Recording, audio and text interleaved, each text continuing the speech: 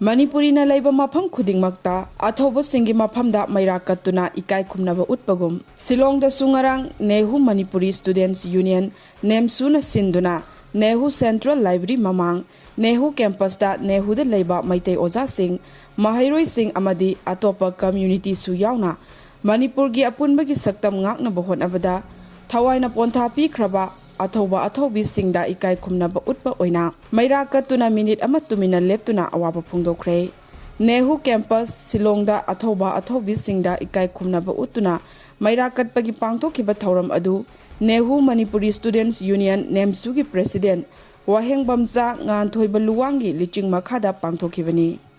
Megi taring ahum degi chahi ani chupna ngasi bhawda akoigi limalebak Manipur siga Shanti in tappa porakpa ngamdebase akoigi jamna iraba phataba mani akoise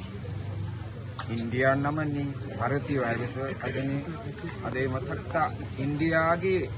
jamna pikraba akoigi Manipur leibak ase jamna maming chatpa sanabade culture de kadi degi world pak sanna maming leigraba itak tauba Manipur state amani ngasi aikoina ingna tappa leitana ima event kitchen yana punamak yana wana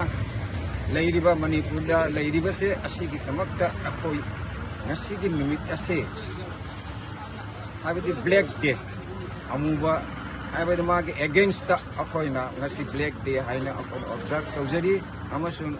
asi Sribhumi